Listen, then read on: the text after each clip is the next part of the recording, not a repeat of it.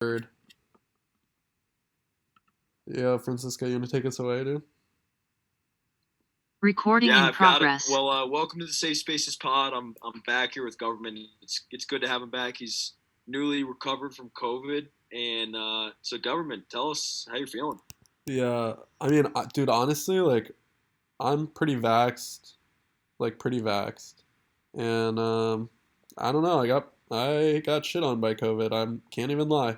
It was like one day fever, next day sinuses, the next day I'm shitting myself. So I don't know. I seriously think that COVID was a bioweapon, but I'm not gonna ride No, that it was. horse right now. It was, and I don't know how you feel. Is it a little embarrassing to get rocked by COVID? Is it? Yeah, It's at what this well, point, like early on, I would be like totally fair, dude, if you're stuck in bed, like not feeling well. But I'm embarrassed. Like I yeah, actually am. and it's not ideal that the week before you got COVID, you were on just like a mean bendy. Like Yeah. that's not good for the immune system. But yeah, you may have to be a little bit better than that. Maybe get in the gym a few extra days this week. No, I got in the gym yesterday and the day before that. And for all those listeners, please don't count my quarantine days. I promise I did enough or something. Um, but yeah, I got in the gym. I'm feeling a little bit better. I'm pretty short of breath, I can't lie. But I just take like longer rest in between sets and I'm okay. Good. Well, I've got a question for you. Given your experience with COVID, what do you think about those Chinese street shutdowns? Like, what is going on there? Like, do they realize that it's not really that bad? Yeah, I mean, like the people that do get like I have some immune issues, so that's why I got rocked by it. But like most people, they'd just be maybe stuck in bed for a day or a night, and then be fine. It's like you're trading in like a average illness for freedom. Yeah. So And I saw some conspiracy theories on Twitter. I don't know how you feel about these, but I saw they're keeping people inside in order to just starve them. Like, COVID didn't kill enough people. They now need to resort to just pretending that COVID is still a thing to starve people. yeah, I mean, I wouldn't go that far, but I wouldn't put it past China. I think Um, it's honestly just because they knew the U.S. inflation numbers were coming out and they wanted to get out in front of it and just fuck up supply chains even more. Yeah. I don't, dude, supply chains, the amount of times I've heard that in like the last 2 years, I seriously, it's a buzzword at this point.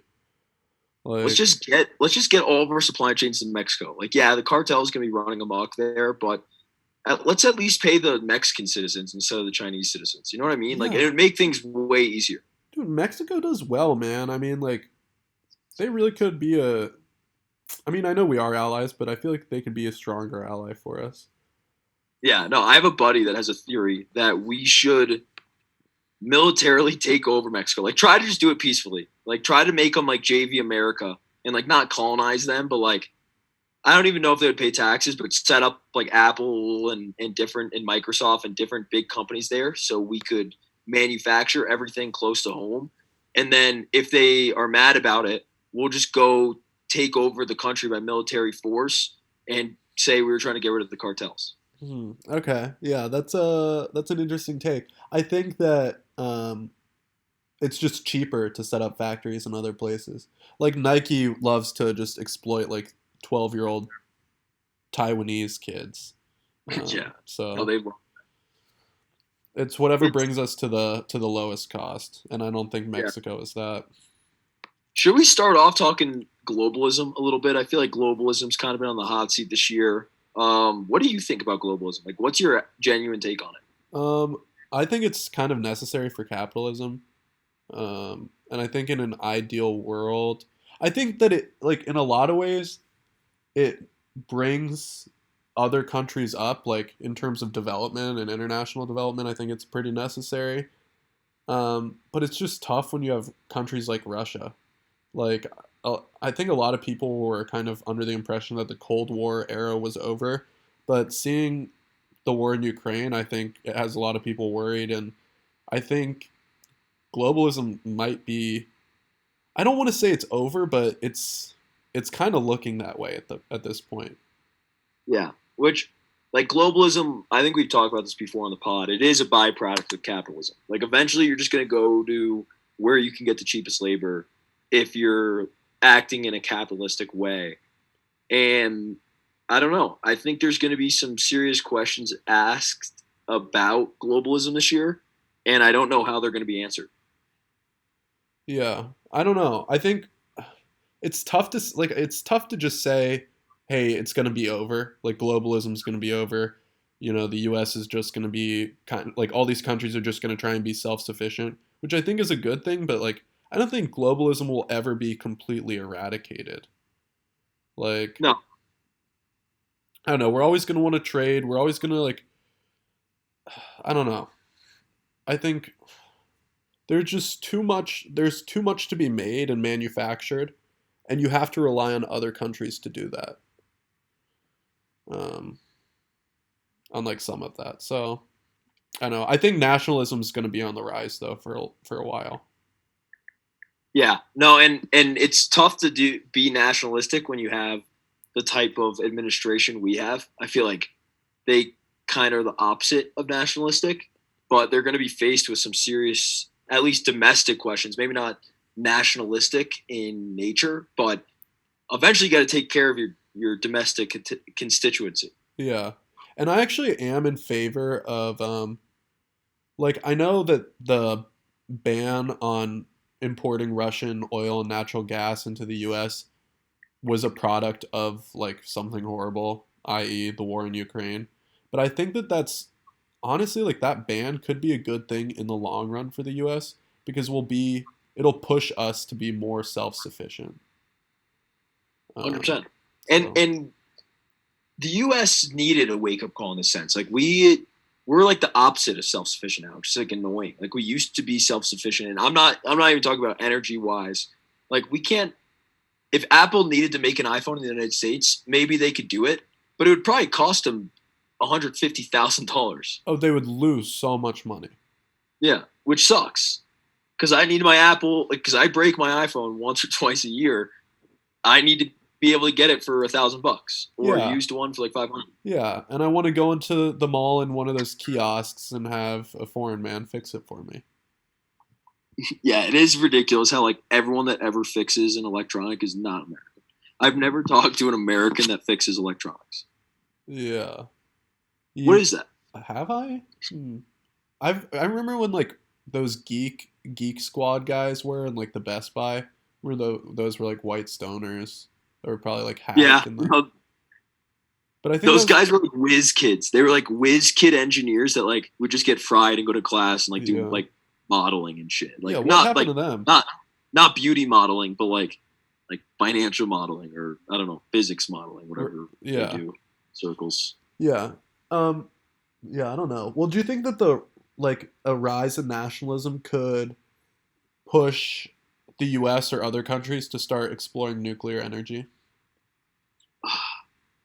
I hope, man. And like, dude, the United States is uniquely positioned to do nuclear like research at least, or set up nuclear plants because there are just a lot of parts of the United States that are empty, and not many countries have the ability to say that because the United States is bigger than most countries. Like, obviously, Russia can do it, and they still use oil because they're the oil kings. But like, you're telling me there's not a piece of Nevada that we can't carve out for nuclear energy? Yeah. Or the Oklahoma Panhandle. Forgot about the Oklahoma Panhandle. I drove through the Oklahoma Panhandle this year, and I'm not kidding you. I did not see one single house for the entire Panhandle. Do you want to know something, Francisco? Let me hear it. I rode a bike the whole Oklahoma Panhandle. I rode a fucking bike. And you didn't commit suicide? I honestly I thought about it, and the headwinds were like 25 miles an hour, so we were averaging like 9 miles per hour, and it was like a 200 mile. We did it in 2 days. Oh my god, I actually wanted to kill myself. I'm curious. When was the last time you got on a bike? I haven't touched a bike since that bike trip. That's awesome. Yeah, I Went did, out on top. I did more. I think I did like more miles than most people would ever do, Yeah, and in more than me. in the span of 4 weeks, and then I just I won't touch a bike again. No, And you're for the John Elway of bikers. yeah, Like you just exactly. Yeah, you won 2 chips and got out. And like, what is anyone going to tell you? Now you're going to just draft shitty quarterbacks for the Broncos for the next few years. But yeah. And like if say I visited my girlfriend at like the beach, her like beach house in Florida or something, and her dad was like, "Hey, let's all take some beach cruisers out." I would just alpha him and say no. I said I biked across the United States. I'm not biking ever again. Yeah. And he'd have to listen to me. Yeah, no, it depends how much taller you are than him, but Yeah. or what's the weight comparison. But yeah, most average males, given what I know about you, government, they would have to respect your opinion there. Yeah. I will say though, I am looking for a mate with a dad that's taller than me. But isn't it her mom's dad or No, something? no, it's always the mom's dad. So your kid, it depends on how tall your mom's dad is. Oh, okay. Okay. The girl that I'm dating right now, her granddad was a tight end at Arkansas, so I think I'm good. Yeah, it's not bad. Yeah. Yeah, dude, I've literally like ended relationships over how tall their dad was. It sucks, and like they're great women too, but it's just I don't know. It Some plays heights it are plays a great, but role. And also you got to look at what her mom looks like too. My dad's always given me that advice, which just kind of sounds shitty, but it's so real. no, they're gonna look like their mom in 20 years, Yeah, so you better find her mom hot. or they're sure as hell gonna act like her. Yeah. Yeah. That's why you can't hate if all the people that hate their mother-in-laws hate their lives. So, 100%. It's like don't tell me you hate your in-laws that much. They can annoy you, but if you genuinely hate them, you also hate your wife, which yeah. sucks. Yeah, your wife and my mom, you know? Like you just told me that you hate my mom. So, I don't know. How did we even get to this? I feel like we were still talking about globalism and some. Oh, we were talking about nuclear energy. Yeah, I think that that's a dude. I'd like to explore it a bit more. Yeah. No, and what country is exploring it? Is it the UK or is it France that like recently announced it? I'm gonna look that up. Dude, I think Iran. I hope not, Okay, dude. I'm all for nuclear energy. Iran cannot do it. Yeah, North Korea, like anything, any of those countries, we're gonna blackball them, dude. And that's pretty crazy. Like the U.S. has so much influence, they can decide what other countries have, like nuclear reactors and shit like that. It's so badass. Yeah, it's. I also find it hilarious that they can't make one. Like, Yeah, are you kidding? like Like, the United States made one of those in '67. You're telling me you can't? Like, even if the United States is working against you, so you can't. You're really telling me you can't make one? yeah, you can't get that information. You can find that information on the internet. And they're probably like, oh shit, we probably should have censored all the internet now. Now we can't figure out how to do all this shit. 100%. It was France. So France, after this recent Ukraine deal, they have decided to go more nuclear, which is cool. They're trying to get it up to 70% of its electricity. Dude, it's so efficient from what I've heard. Like, Yeah. and the only thing you have to worry about is like Russia invading you and then blowing it up. But that's And the it. craziest part is that's not that far out of like the realm of possibility. Yeah, that's why it's kind of horrifying. I mean, France is pretty far. You know, no, France is going to tell them to blow it up. France is just going to wave the white. France is going to put the white flag on the nuclear receptor, expecting them not to blow it up, and then Russia's just going to blow it up anyway. Exactly. Yeah. I don't know if that's like a real worry of mine, but Russia is a real worry of mine. Yeah, and they should be. But I think nuclear, honestly, like as much as I do worry about some of our enemies, I think it's pretty necessary in the long run. Yeah, I don't know eventually, how efficient is natural gas.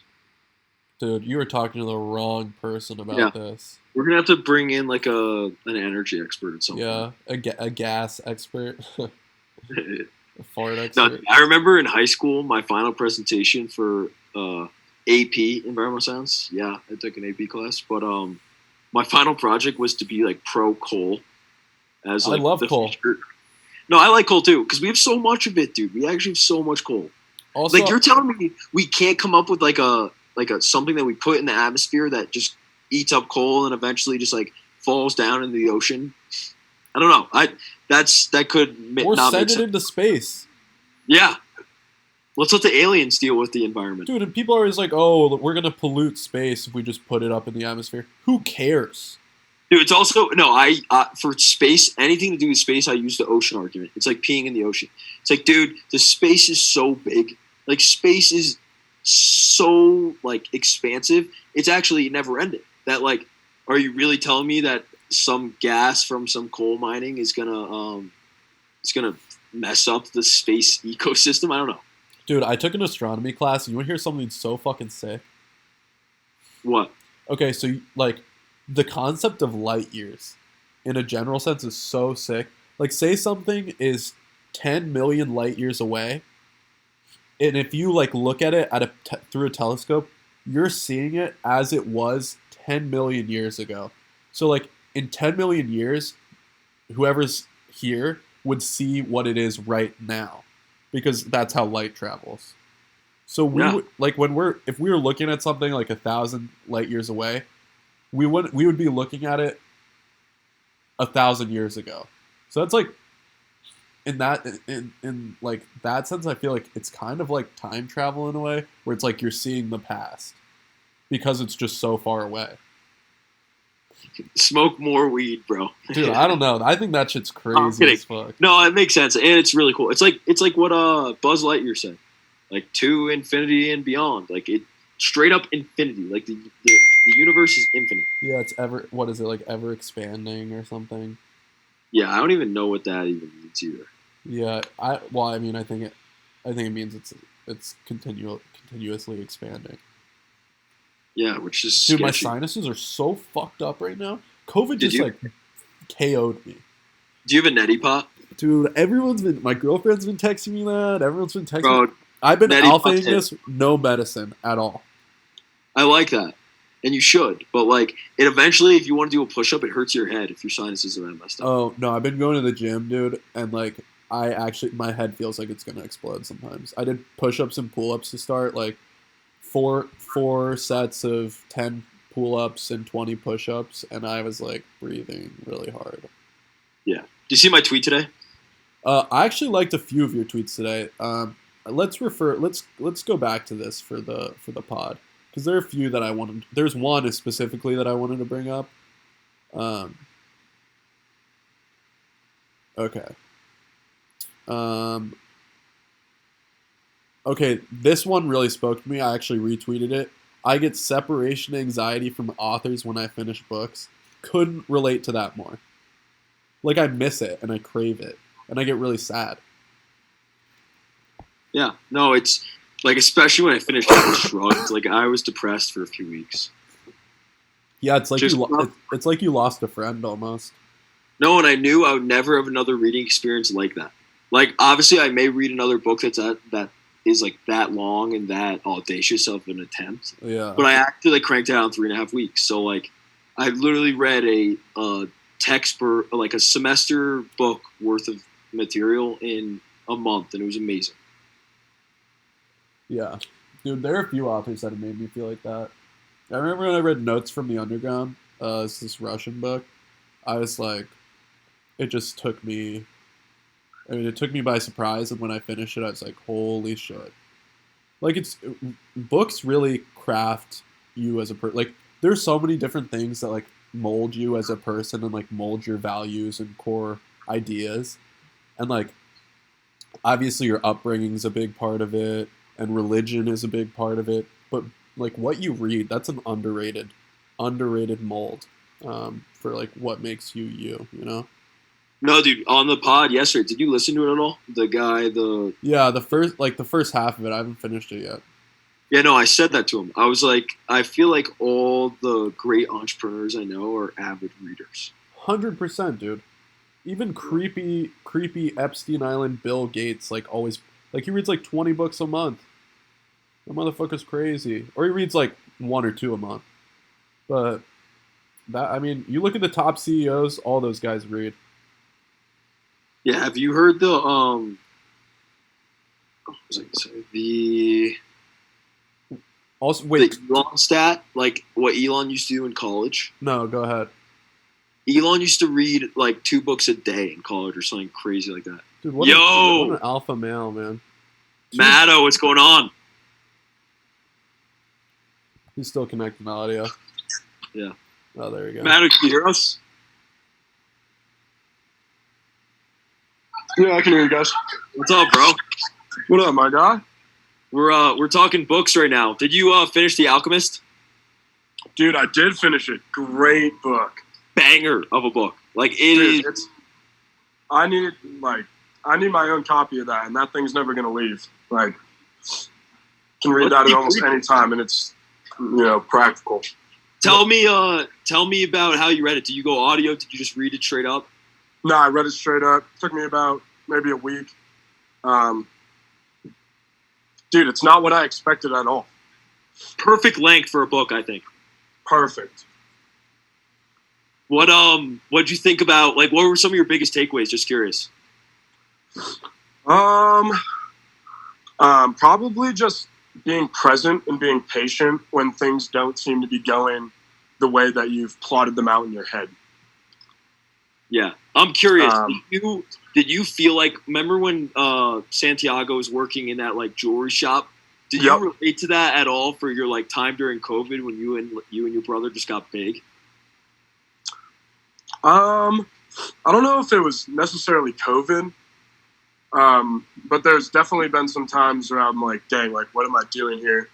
And you kind of got to reevaluate your perspective and kind of just fill up your bucket where it is, instead of hunting for different waters. Definitely. Well, government, have you met Matto? No, I haven't. I was actually I thought about sending Egypt with you guys, but I had work and shit, so I couldn't. So Matto, government lived on our hall freshman year, and he we're boys with him. We went on spring break with him this year. We went on him with him sophomore, but this is just our safe space. We could talk about anything.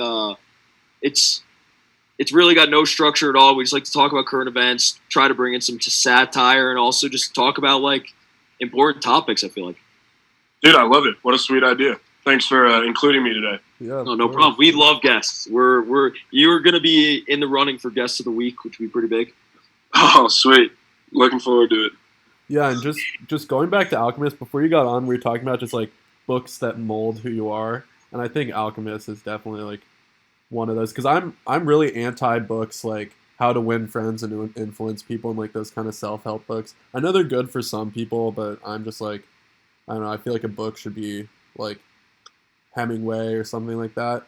And The Alchemist is just one of those like self-help books that isn't actually one, like it teaches you so much and like molds who you are as a person. So very pro Alchemist on this pod. Government, when was the last time you read The Alchemist? Like high school, probably. Dude, you got to reread it. I'm telling you, it took such a different. Well, I got assigned it in high school. I didn't read it, but I read it for the first time this year, and I literally had to read it again like a month later. Yeah, I know. I'm pretty anti-audiobook, actually, but I might just get the audiobook. Like you said, do it 1.5 speed. I might just send that. It's on YouTube for free. It'll take 3 hours. Okay. Yeah, I'll do it. I have a drive coming up, so. Matto, I was telling government this before. I said that if you get a text that says there's some interesting theological conflicts that arose from your Christianity from any of your friends, you're in the right circles. Dude, well, I appreciate it. I only would know that because I've been taught it first. But I'm glad I've got some dudes around me that respond well to that kind of stuff. And that's kind of the point of the pod. We really, I feel like me and government are both, I don't know, artists in our own right. We appreciate literature and we appreciate art. So yeah, we talk a lot about art. Yesterday, we actually had a really fun guest, Matto. I don't know if you've kept up with our socials, but we had this guy on yesterday that's a spiritual entrepreneur, and he was an addict. Like, he was an alcoholic and an addict, and he eventually got to the point where he was at home on heroin. Like, he was I don't know if he ever OD'd. He didn't talk about that, but he eventually went to AA, and he said that the first thing they do in AA is you have to like give your life over to a higher power, and from there he said, no one can get through addiction without a higher power. And he's like carried that spirituality into like his career endeavors. It was pretty cool. It was a good conversation, I think. Yeah, that's wild, but I totally agree, man. There's no way, whether it's Christianity or what have you, there's no way that we can get through life and really, accomplish much or transcend ourselves without a higher power. So I'm sure that was super interesting to hear from that guy. Definitely. And government, have you ever been in like a foreign country where you see like different religious cultures or no? Because we could get to it. I would love to hear if you have any insight on it. Yeah, dude. I've been like really lucky because I've been able to go to a few different places, and like two that stick out religiously. I'd say one would be Thailand, and they have a lot of religions there, but like Buddhism's always been really fascinating to me. And I'm obviously I'm not Buddhist, but I'd say the philosophy of Buddhism is just like something that I think everyone should kind of consider. And there's this book I was actually reading called Living Buddha, Living Christ, which showed the relationship and connections between Christianity and Buddhism that I'd recommend. And I remember like one quote from the book that really stuck with me. It was like because you are alive, everything is possible, and that's just like one of the things that stuck with me from that book. So I definitely recommend that. But then also another one in southern Spain, it dealt with a lot of like religious conquest throughout its history. So there are these, they don't have like churches per se, but they were like taken over by Muslims and Jewish people and like Christians. So they're like cathedrals, but then on the inside they look like mosques and synagogues and cathedrals. It's crazy. So yeah, I don't know. Spirituality is something that's really cool, and I think what Matto is talking about, like you really just need to commit to something like bigger than yourself, Yeah, and you brought up the Egypt trip. Me and Matto went to Egypt, and I don't know, Matto, I wanted to hear your take on like Muslim or Islam as a whole after that trip. Like I gained a ton of respect for the religion as a whole after that trip. Absolutely, like no question about it. You saw those big old bruises and dents they'd have in their forehead from pressing their head into the ground while praying. And this is 5 times a day, no slacking, no, oh, I'm too tired to wake up. And especially during Ramadan. Ramadan was pretty special to witness. I wish American Christianity or just American spirituality had a tenth of that devotion. Yeah. Remember when we were eating in this restaurant and oh yeah, it was sundown and they literally just invited every single person on the street in to eat to make sure they could have food right as the sun went down. It was one of the coolest things I've witnessed, and it was government. It was pretty funny. They didn't serve us. Like they just skipped us and then went to all the other people first and then eventually circled back to us. But it was just amazing to see. Yeah. Yeah. That's like the best part about, I think the best way to actually learn is just through travel. And like not everyone's lucky enough to be able to do that, but I'm sure like you guys learned so much going to Egypt just like culturally and just gained a completely different world perspective. So it's something that like you learn not to take for granted when you get to do that kind of stuff, 100%. It was really cool. I'm happy you brought it up, government, too, because I wanted to speak on the spiritual element of it because I think it was eye-opening for me coming from like the Western culture, and everyone has kind of a lax view of spirituality, and everyone has their own kind of like interpretation. While in Egypt, it was everyone is following the 5 times a day prayer. No one's eating during the day unless they had an exemption, and like they were stringent about it. Like our tour guide would be out in 110-degree heat and he wouldn't drink water. He's like, guys, I gotta go in the shade. And we would be like, yeah, please do. But it was really cool to see. Yeah. Also, you guys brought up fasting. Like fasting is a different animal. Like the respect I have for people that fast is like so immense. That shit is hard. It's not easy. That's a mental battle. Yeah, definitely. And Matto, this is kind of not related, but are you graduating this year? Yeah, in May, real quick. Yeah. When in May are you graduating? A day before you guys do, actually. Dude, you gotta tag along on Euro trip. I don't know if I'm going to be able to make it. I think I'm going to be signing a contract pretty soon. Oh, I Nice. forgot about that. So when's like are you gonna go to what's like? Is it the Army? Correct. Yep. So what is the process for the Army? I know Marines is you go straight to OCS. Are you gonna go to like an OCS equivalent? Nope. I'm just gonna enlist, and on Tuesday I'll be down at METS, which is like reception, and you get your physical, and you get all your paperwork and your background check. But the reason I kind of rejected the officer route a little bit is because I value experience a lot more than just being thrown in to something and having people expect you to lead, seasoned combat veterans. And I felt like I wanted to earn my keep first. And later in my career, if I wanted to go the officer route, then that'd be available to me with a little bit more experience. That's really cool, and that's something like when I was in the process, I always I would train with enlistees in the summer, just because there was no close like officer, I don't know, like base near me, Mm-hmm. and like they would have classes after, and they would kind of say what you were saying, like they would like relay those sentiments that it's weird when officers just come in and expect to run things when they've been on the job one day.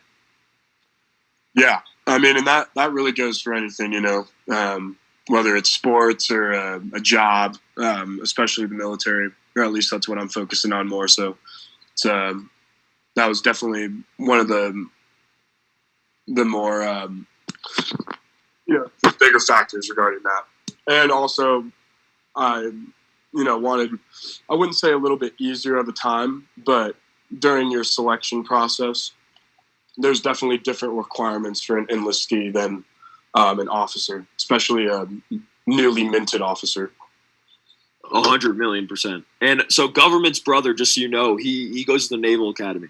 So he's a year younger, but he's gonna I think then when you go to the academy, it sends you straight to the officer route. But even what you were saying, like even being exposed to military courses for 4 years is probably more helpful than going to a college for 4 years in terms of leading platoons and stuff like that. Yeah. No doubt about it. My twin gets so mad about the ROTC guys because the ROTC.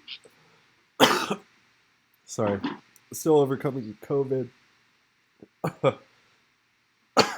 Anyways, the ROTC guys can go out and party, and they only have to commit to 1 hour a day of something, whereas the kids that go to military academies can't leave. They can't do anything. They have to stay in their rooms, and they have to pass these fitness tests once every 2 weeks. It still isn't ideal that a lot of these kids are going to be officers and being in higher positions than a lot of those more seasoned guys. But compared to a lot of those guys that just have done ROTC, it's just a completely different world, it is not a college at all going to a military academy. Yeah, man, I completely agree with that. I was actually just down in Mississippi visiting one of my good friends who's in Army ROTC, and just watching him and his buddies, I'm like, man, this guy's going to be leading, veterans into combat in a year or two. That's insane because, to me, that's my little brother or something. Yeah, I couldn't imagine him doing what he's about to do with his, level of discipline or level of commitment towards ROTC, like you mentioned. Yeah, it's just kind of a bizarre process. Yeah, the Naval Academy does a really good job, and I'm sure West Point does the same, and same for Air Force. But they the discipline they have at that school is crazy, and then they also bring in a lot of sick people. My twin was had Jocko willing come into his class a few times this semester, and just the leaders that talk to them, I feel really prepare them for a leadership role, but very supportive of the troops in the safe space. Yeah, it's all about the troops. And this is honestly, we were talking about nationalism earlier. I wouldn't say this is just a nationalistic podcast, but I think this is a podcast that at least understands that there is something to love in America, and like in my case, I love America, and I'm sure in your case, Matto, you love America. But it's cool because like me and government kind of have different views on a lot of things, but we can at least get behind things like the United States Constitution and the United States' political system or the United States military that can bring us together. And I think there's not enough of that in at least political discourse nowadays.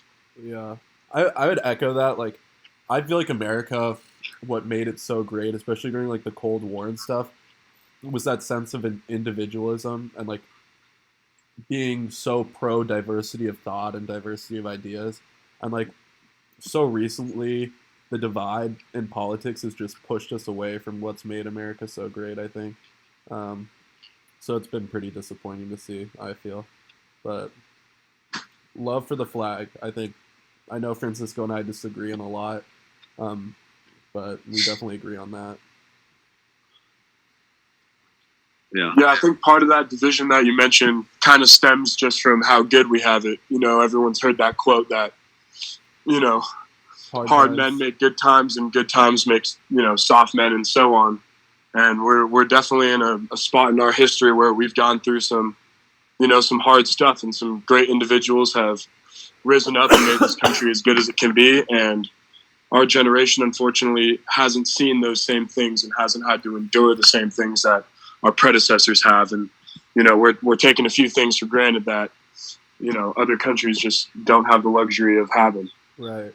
And that's why I think, like, it's so amazing. Like, I respect it so much when people go, like, to serve, because that's how you create hard people, you know, or hard men.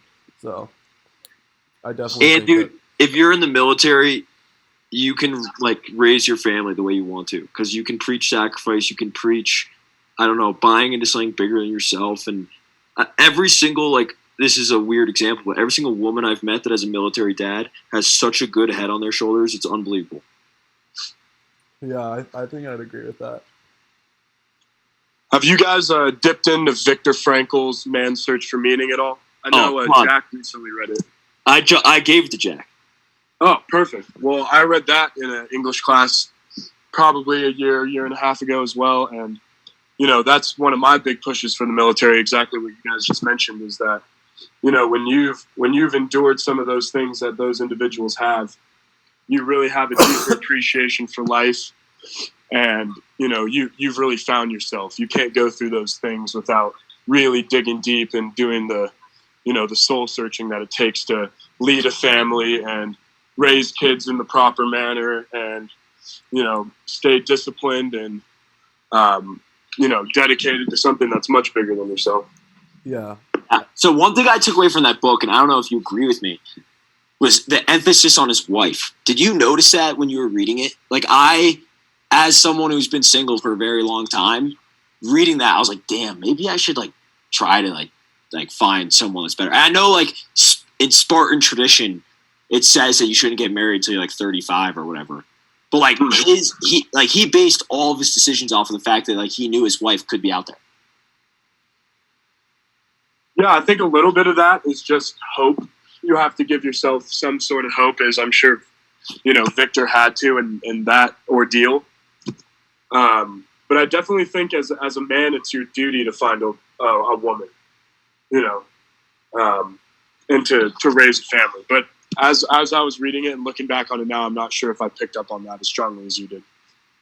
What's your, like, this is completely off topic and completely, you don't have to answer if you want. What's your ideal you think you would want to get married? Like, ideal age? We'll see how this first Army contract goes. But I don't really have an age set out. It's really just, you know, when the time comes, then I think I'll know. You know, there's no planning or scheduled date for that. 100%. And just so our listeners know, if you ever go to the beach with Matto, a few women will come up and give them his, like, her number. So he won't have a problem finding a wonderful wife one day. And he's just, out of the girls I've met, he's had some great opportunities already. So we're not worried about Matto here at all. Hey man, it's a lot more than just the appearance, though. 100%. That's like the surface level, but you need the appearance to get your foot in the door, I feel like, in some cases. That might be true. If you find a good one, though, hopefully they'll see right through it. Yeah. So, Matto, I'm curious. What have you been doing for fun? I know this year you've had more time on your hands than other years. What have you been doing to stay busy, and what have you been doing to keep your mind sharp, I guess? Recently, it's just been a lot of Army-specific training, really just trying to dial in a few skills such as land navigation, reading things like the Ranger Handbook. So I can't say my life has been filled with a ton of frivolity, but I definitely try to, like we were talking about, refocus and stay present, which is something that sometimes I have a hard time doing.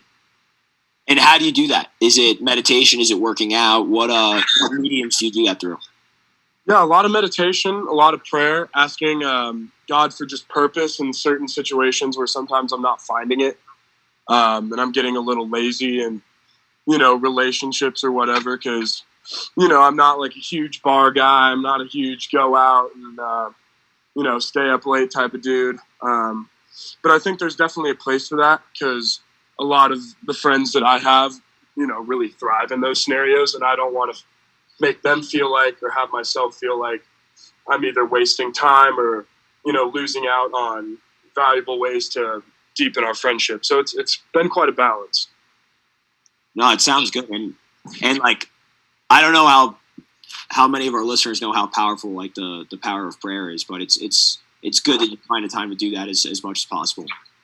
Absolutely, man. Pray without ceasing. Yeah. Well, D-Man, do you have anything to ask Matto? I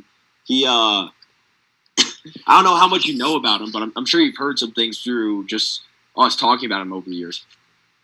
Yeah, well, just one thing I heard that comes to mind. I heard you say Ranger Handbook. So you planning on going Special Forces? Yes, I am.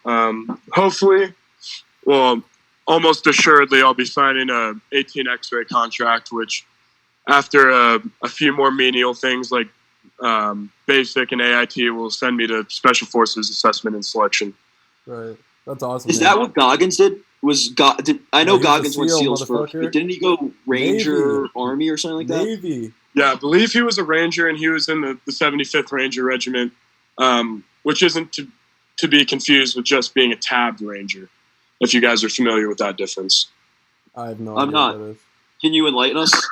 Absolutely. So the difference there is that anyone in the Army can go to Ranger school, in which you'll get a Ranger tab. It just says Ranger, you put it on your sleeve, and you can be an infantryman, you can be a pilot, you can be a cook, a mechanic, whatever MOS that you are, you can go to Ranger school and have that qualification.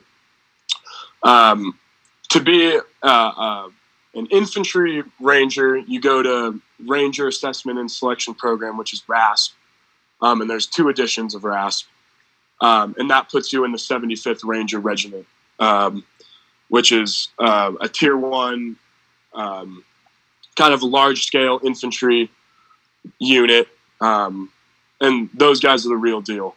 So there's definitely a difference there, but most guys that are in the 75th or in the Green Beret are also Ranger tabbed. But that doesn't necessarily mean you're an infantry soldier. Okay. And are you going to try to go infantry? Yes. That makes sense. Yep. Just what I know about you, it makes sense. Yeah, man, it's definitely the life that I want to live, and like we were talking about, I think it sets me up well for the person I want to be, in the years after. Yeah, and we get into finance a little bit on this pod. I don't think people take into account the financial impacts of the military. And if you join the military for the financial incentives, you're not going to stay in. Like, there's no way you could keep yourself committed to the grind if you're doing that. But for people that have the mentality that they want to serve, I'm happy that our country actually does a nice job of taking care of them after, because they should. And like CEOs get paid millions of dollars. There's no reason why, if people in the military use their money right, use their VA right, and use their different types of like Army credit, federal union, or whatever it's called, like they should be set up nice financially, and it makes sense given the sacrifice they're making. Yeah, man, I totally agree. And when that time comes for those decisions to be made, with the finances, I might be hitting you guys back up because I'm not the biggest finance head. Yeah, you should go to your brother for that, dude. I hit him up for all my stuff, so. Yeah, I'm sure he'll get me right. And he's starting in a really cool place. Like he's gonna learn so much his first few years there, and he's gonna be better positioned to help you too. And he's gonna be a better position to help anyone who he comes in contact with. So it's cool for him. Like as his friend, I'm excited for him. Absolutely, man. I'm so proud of that kid. He's the real deal, and such a hard worker. Yeah, and for our listeners, Matto's brother is a friend of me and Government's, and he's just a stud. Like he's one of those guys that you meet, and he just like he's a worker, but he also is one of the best thinkers we know. So he's doing some cool stuff after school, which is going to be exciting. And all you guys are studs over at CC. No question about it. So one question I had for you, Matto, was what has transferring done to the college experience for you? I know you have a great group of friends at your school now, but can you just explain that kind of process? Because part of this pod is maybe if it gets to people earlier on in college or maybe later in high school, they can see different paths that a college career can take. And I just want you to kind of run us through yours, just so our listeners know. Yeah, man.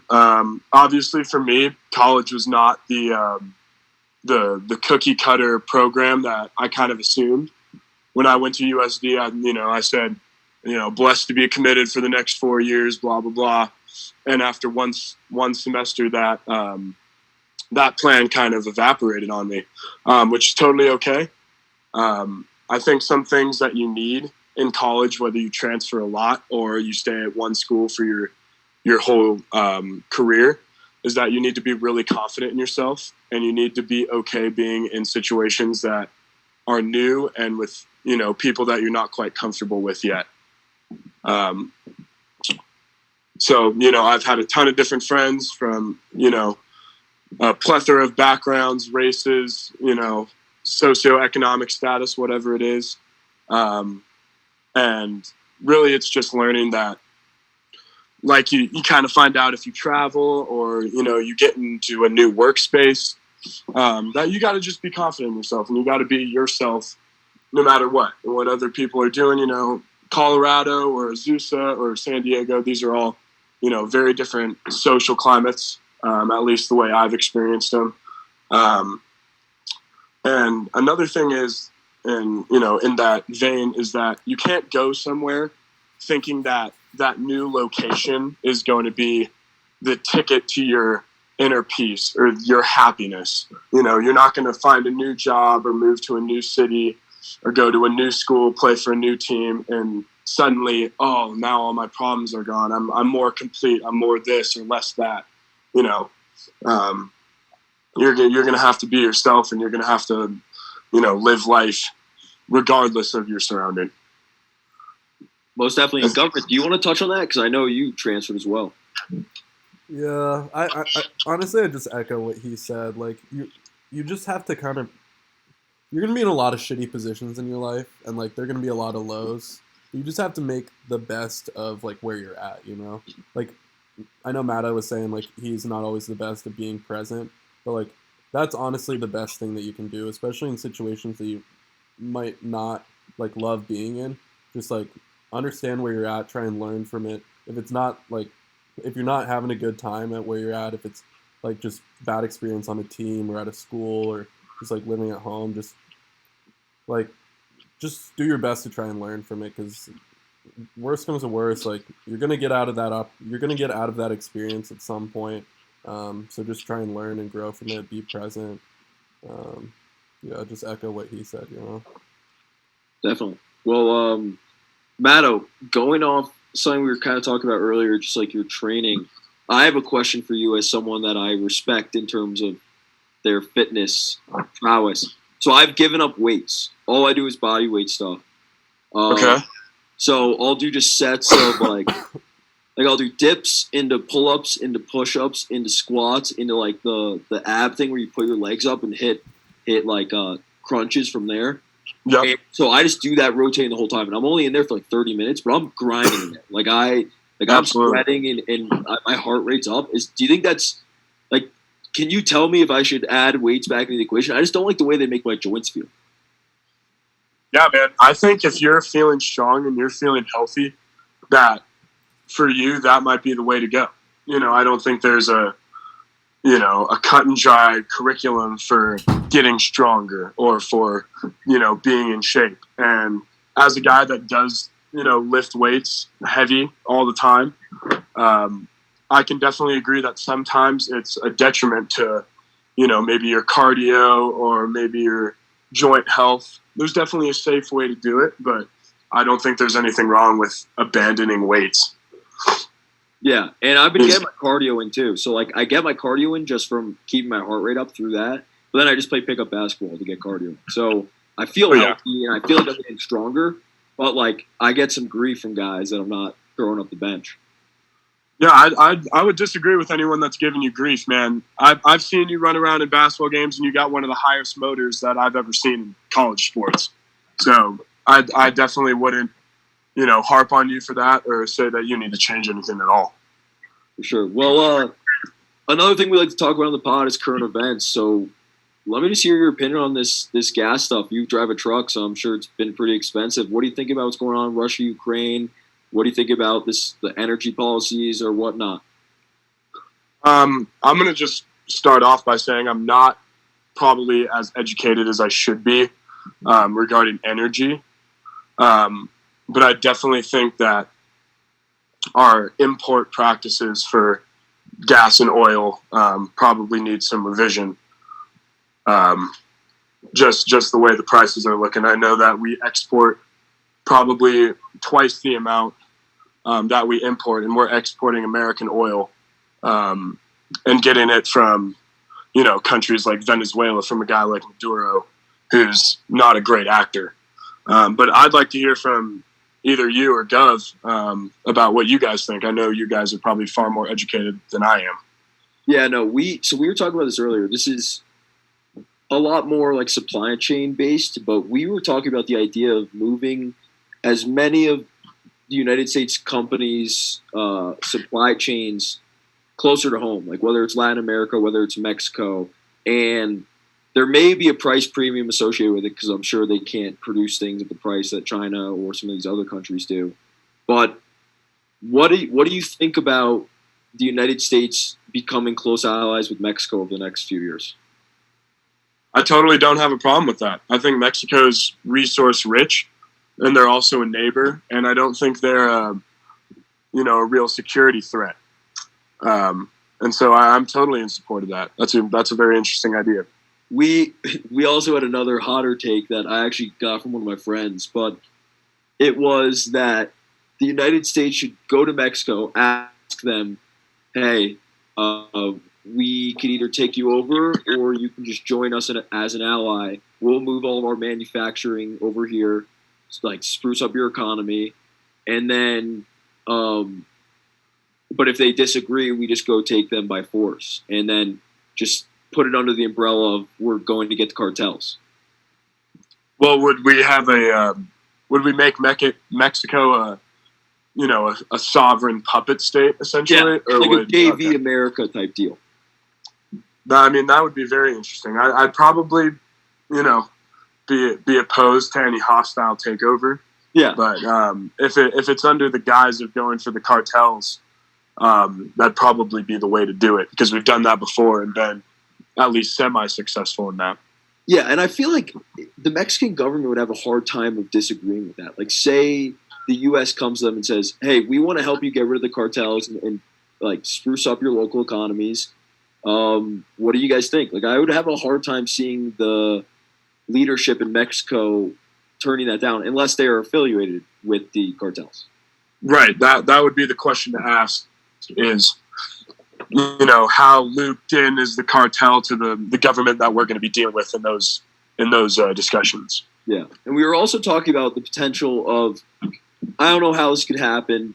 It would have to be like almost an Elon Musk situation where you like buy a lot of equity in the company, but just get one of those like billionaires, maybe more nationalistic in their views, to move everything to Puerto Rico. They can change the local economy in Puerto Rico to a certain point where we're able to make a low cost product, but then given the fact that we're giving this to Puerto Rico, they have to start paying taxes, and we make a mistake. Yeah, I think that's a very interesting idea. What is the present,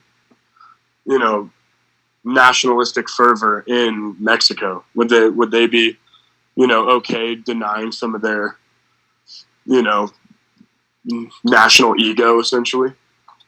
Yeah, I'm looking up the national government relationship to the cartel. But no, it's funny. So we went to the Alamo this year. That's sweet.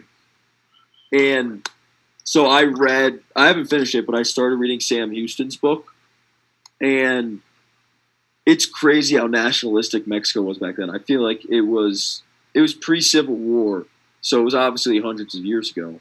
But like they had just this tyrant as their leader, I guess, and he like the U.S. would put up surrender flags and he'd just kill everyone anyway because he like it's either death or nothing. And was that Santana? Yeah, that was Santana. Yeah, that was Santana. Yeah, interesting. And I know we put up a hell of a fight against Mexico. They didn't go down easy back then. No, and we were completely outnumbered on that front too. Like we were kind of fighting as absolutely.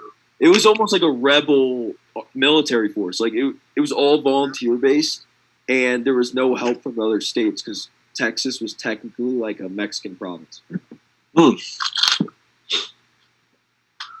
Okay, so the president just launched a crackdown on drug cartels on February 26, 2021. So that was, I forgot it's 2022, so that was a year ago.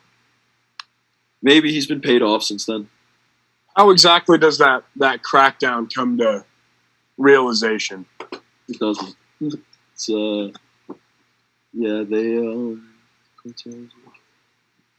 yeah, I have to read this after. But, no, another thing that I think would help if we did that is because the United States having a fentanyl problem, and that fentanyl comes from Mexico, like straight up. It's either coming from those Latin American countries or Mexico, and it's killing our youth. Like it is killing our able-bodied men.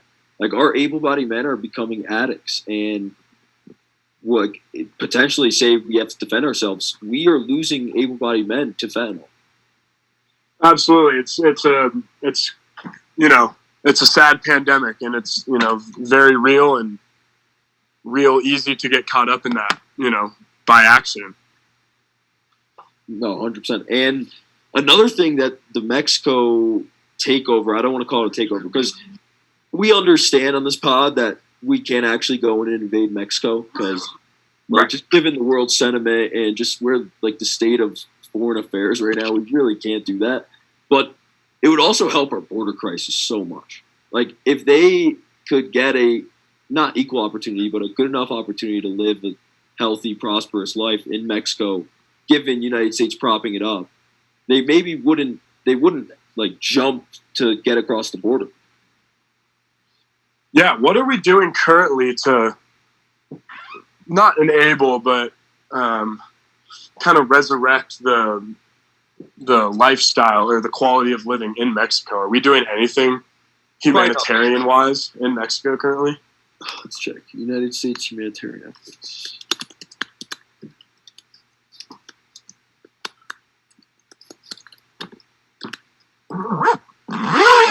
That whole stuff's like complicated because you can only help your non-domestic constituents so much. New humanitarian aid, October 15th. Oh, when Trump was in office, we were doing a lot for Mexico, actually. Obviously, we were being bad at the border. Like, we were more strict at the border when Trump was in office. But he made a trade deal with Mexico that was huge.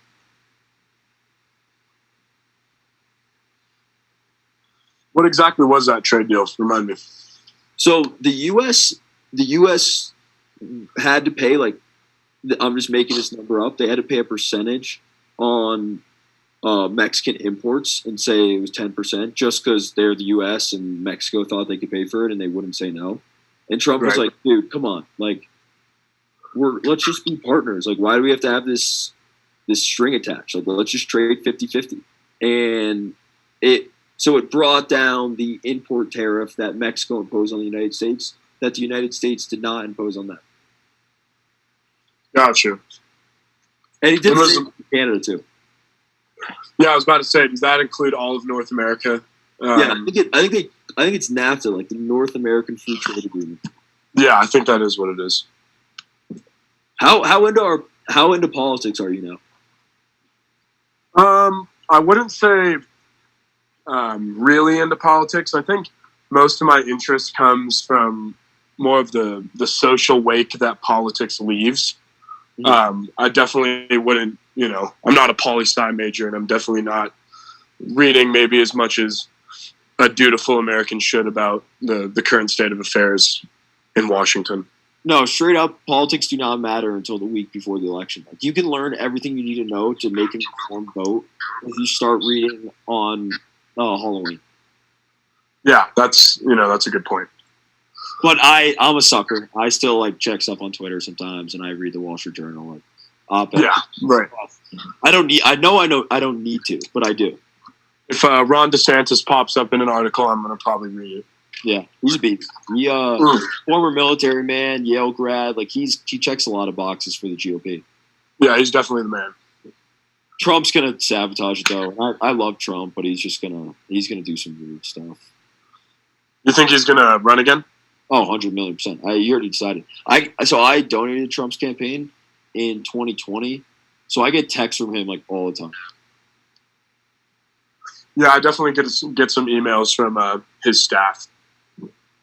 Yeah, no, they're funny too. They send him in all caps. My entire feed is urgent. Trump needs you to donate so we can send you this signed golf photo. I'm like, dude, come on. From Mar-a-Lago. It's awesome. Yeah. Did you see his hole-in-one or hear about it? I haven't heard anything recently, no. Dude, Trump hit a hole-in-one. I'm not going to reread the statement because we've read it on here before, but he released a statement after it was absolutely peak Trump. That's awesome. I wasn't expecting anything less. Yeah, he was I was playing with these former PGA champions, and I'm not going to tell you who won, but yeah, because he's I don't like people who tell people who won because I'm a humble guy. But right. I had a good day, is what he said, and it was just peak Trump. It was unbelievable. That is quite peak Don. Have you ever read any of Donnie's books? I haven't actually. No. I read The Art of the Comeback. It was pretty good. It was funny. He's a pretty satirical writer, but it was pretty funny.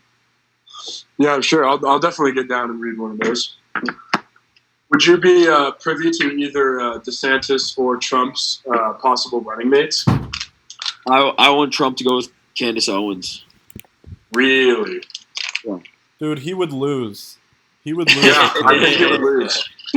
No, but it would be really hard to the liberals wouldn't know what to do if he did that. And I don't think he would do that, but I think he should go with Matt Walsh or someone. I think he should go with someone that's not in politics either. Dude, Matt Walsh. Because obviously you saw that Trump could get stuff done in politics. I think. Yeah, I agree. I heard Candace Owens on Tim Dillon, and she was such an idiot, dude. Really? I didn't know that. Yeah, you got to listen to that one. She's from the Constitution State. She's a Connecticut native. Is she really? Yeah, dude. She got. Have you heard her story, dude? No, go ahead. Dude, so she went to this public high school 20 minutes from me and just got bullied, every single day, bullied. And people would just beat her up and stuff and make her life miserable. And she literally, I don't know if she graduated or dropped out, but she moved to wherever and then just became a conservative person after getting bullied for 4 years. Wow. Huh. Well, now definitely lays some foundation for who she is now. Yeah. Now she definitely has tough skin. She's rich now, probably. I would assume she's rich. Doing well at the very least. Yeah. Matto, did you see that video on Twitter today? That guy yelling at Ben Shapiro? Oh, I did. Are you talking about the one where he's talking about how Ben can't make his wife wet and that he's a, physicist or whatever? Yeah. It was embarrassing. That was truly incredible. That sucks, too. And, my thing is, I'm sure that guy's a brilliant guy too. If he won that award, we need to fact check that award. But if he won that award, I'm sure he's bright. Why is he dying on the transgender hill? Do you think he's transgender? Dude, he probably has a I family don't know. member. What was I that? think part of that thing is just everyone wants a cause. What is up with the transgender deal? I can't deal with it. I can't say can't, that I man. personally relate to it, so I'm not going to be a spokesperson. No, dude, it makes me sad. It does. And I go to liberal arts school, so it sucks. Like, there's gender neutral bathrooms. I'll go in and I'll go to the bathroom. Like, it stinks in here. Like, I feel bad for the woman. Like, I don't know what their bathroom smells like, but I assume it would smell better than a co-ed bathroom. Yeah, because I know your drunk ass is peeing on the seat. No, government, we should unpack that a little bit. I was thinking about that the other day. How about, what in my psychology made me do that freshman year? Yeah, you love to pee on the seat, dude. Why? I was an asshole, bro. I actually did it every time. And, not even a lot. Just, I would do it at the end. I was just, it was fucked. I don't know what was going on with me. This was an intentional peeing on the seat, Scott? Yes. Wow. No, I should be put behind bars for that. But, no, one day, government came into my room and he's like, dude, someone keeps peeing on the fucking seat. And I was like, yeah, I do that. I was like, that's me. I couldn't even fathom that it was bad. Dude, but did you ever have to shit afterwards and there's pee on the seat? Like, that's not ideal. Quite unideal. I don't know what I did. Maybe I would go shit in the gender nooch and then just pee on the one. Yeah. Oh, dude. Yeah, I think. Well, actually, our bathroom was originally just the men's bathroom. No, it stayed that way. Remember what happened? They tried to switch it, and then I was like, I don't feel comfortable because then there's Yeah, more Matto. people in the bathroom. I don't want more. I don't want to wait. Matto, dead ass. We had a transgender RA our freshman year, and he put up a petition to make the bathroom gender neutral, and me and government and some other guys that lived in that hall just go up to him like, hey, we're really not comfortable with that, strictly because we wanted to be able to shower in the morning right next to our room and didn't want cum. Yeah, man. It's bizarre. Quite bizarre. The only time women should be in the men's room is when it's 2 a.m. on a Friday night and you just want to go in the shower. Or if you're fucking someone. That's got to be the only situation. Government, you know the story about the Asian exchange student, right? The one I told you about on spring break. Oh yeah, 100%. Yeah, dude, want to hear the worst thing ever? I walk out of one of the gender neutral stalls, and it's the first time I see her since. And I was like, hey, I'm like, that's tough. This dude. Sucks, dude. It's fucked up, honestly. And was that just an awkward encounter or what? It was gonna be awkward regardless, but the fact that I saw her in the bathroom just made it way more. Oh awkward. yeah, because she's going in a shit or piss in there, and it's like. No, I was leaving one. I hope she didn't use the same stall. Dude, maybe she did, and then just kissed it or something. Fuck. I don't know. Matt, are there gender neutral bathrooms at your school? No, they're not. I would say the school climate and the greater climate of Grand Junction, Colorado is anti-progressivism. Yeah. I just don't want to. Cool. I don't want to shit, and then I get out of the stall, and a girl is waiting to use it. I don't care if a dude's gonna shit after me, but I don't want a girl to shit after me. I feel like that's chivalry, dude. Right? I don't want to have to walk on eggshells while I'm pooping. Let me go. Out. Yeah, dude. This COVID's given me some weird symptoms, and shitting has been fucked recently. It's been weird. I can't even get into it, but this morning I was just taking all my clothes off to poop today. It was tough. Oh, shut up, dude. Hey, man, we've all been there. Yeah, dude. Those are the craziest mornings. I don't want to think about this pod. This is a safe space, dude. I'm triggered. Dude, this is a safe space. So wait, do safe spaces imply that you can say anything or you have to be PC? I forget where it comes. It either is you can say anything or it's you can go hide there if someone says something triggering. No, I think it's the latter. I don't think that you can say anything. Yeah, this is where we hide from triggering liberal stuff all day. Yeah. Right. Is it that safe spaces are actually anti-free speech instead of promoting it? Yeah, they are anti-free speech. Very interesting. Have you guys seen any of those videos or Twitter commentary where there's some white individuals in the multicultural space on campus, and whatever other race of minority is trying to get them kicked out of the multicultural center? Oh yeah. Oh yeah, I've seen that. Dude. Really baffling. Really just interesting stuff. It's like, there's no rules. We're not listening to the language that you're actually saying. Yeah, like if it's multicultural, then shouldn't everyone be allowed in there? You would think, brother. Dude, That's why I've got some hope for the Oklahoma Panhandle, because I don't know if there are any houses there, but at least those people have never seen a gender neutral bathroom in their life. Like, so they're not too far gone. Dude, their life expectancy. Right, we got to protect them as much as possible. 12 years. That's why Matto's go to the military, to protect those people's right to make corn and shit. Yeah, but they're great people too. People live happy, healthy lives in Oklahoma. So like, I'm not trying to shit on Oklahoma or the South or anything like that. It's just I'm happy that they are not exposed to this. Yeah, as much. I mean, it depends where you are, but definitely. And all those bills coming up, dude. Like a lot of schools, you won't be exposed to any of that shit. The Leah Thomas bills. Yeah, dude. I do think though there are a lot of good books. Like really important books that probably had some like gay shit in it. No, yeah. So I hope those aren't banned. Like I know The Catcher in the Rye is like that's an essential high school reading book, but I think they have like some like lesbian shit in it at some point or something. No, lesbian shit should never get banned. I think that's good for. I think that's good for youth development. Yeah, that should be your first porn category. Should be pro lesbian for sure. Yeah, definitely pro. Yeah, I'm pro lesbian. Not dyke lesbian though. Specific. Oh, yeah. Okay, I've had a change of heart on the dyke lesbian grind this year. There's the cutest dyke lesbian couple I've ever seen. Like one of them is just like a hooper, and the other one's just like a great person that I know, and it's just like they like I don't know. One of them works in like a nice shoe store, so she just like decks her out with like sick shoes and stuff, and like sick merch. Like took her to like St. Lucia.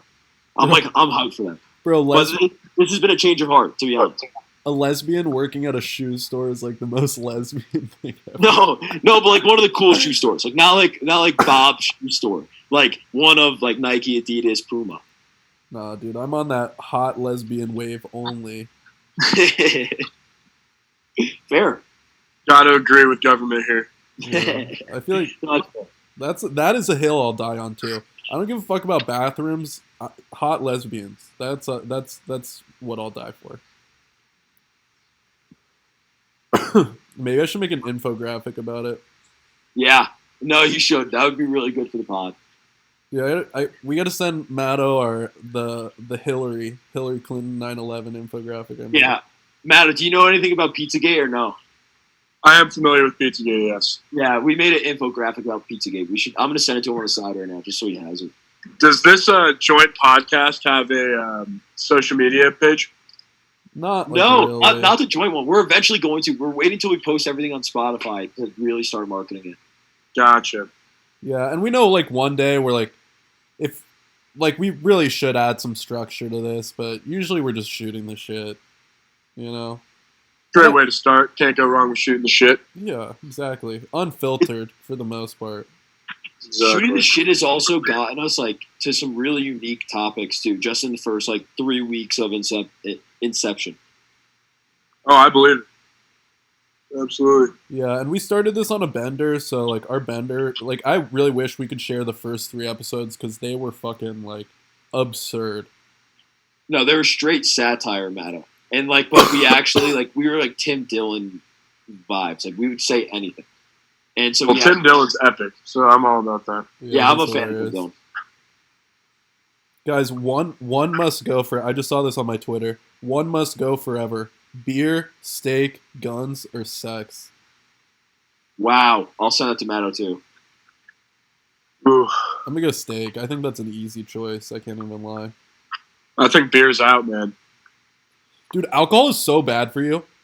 Dude, I'm like pretty much sober Joe. Like now, My I don't smoke. I've gotten drunk twice this semester, and one time was in Colorado Springs. Really? That you got drunk that night? Yeah, post buzzer How beater, man. I had to. No, you stayed. You stayed at that party. That was. What did you think about that? Honestly, I'm curious. Well, I mean, it was a fun party. It would have been super cool if I would have known as many people as y'all would have. Yeah. No, exactly. And like, that's kind of like what our social scene looks like. So that's why I was curious because it's not like your deal where you could have like 100-person party. Like here, we're just like the best we can do is get 2 teams together. Well, I mean, honestly, that's more my speed. Yeah. I'm not a huge like riot party guy. Like when I went to Ole Miss, I had to like mentally prepare myself for all the heinous goings on that happen regularly down there. Yeah, because I transitioned from a small liberal arts college to a state school, and I'd say like what I really miss about like the parties at a smaller school is like you really just like it's so much more intimate and you know everyone there, so it's like way easier to have a conversation, whereas like at a bigger school it can be a lot more overwhelming. But I will say though, when you go to a smaller school, it's like it can be annoying when everyone knows your shit. Like if you're talking to this girl, you can't spit game at someone else. Like it's a mess.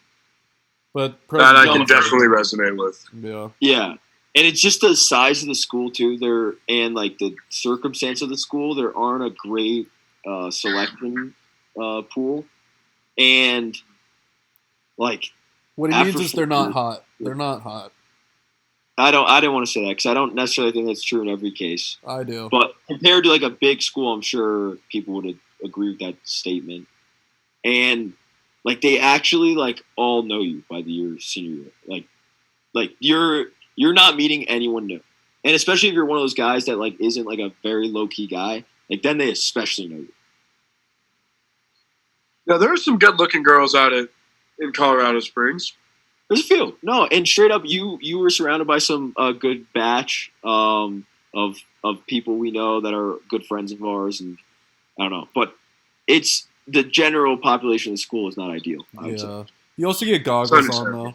I remember, I remember I got back from my freshman year, and I thought I was talking to this girl. That was like, she was pretty cute at CC, and I think most people agree. Community college, I mean, and I showed my little brother a picture, and he laughed in my face. That was so bad. I was there for that, dude. Remember? Yeah, I remember that. Oh, yeah, we showed... He was like, who's the hottest girl at the school? We showed him the hottest girl at the school, and he laughed in our face.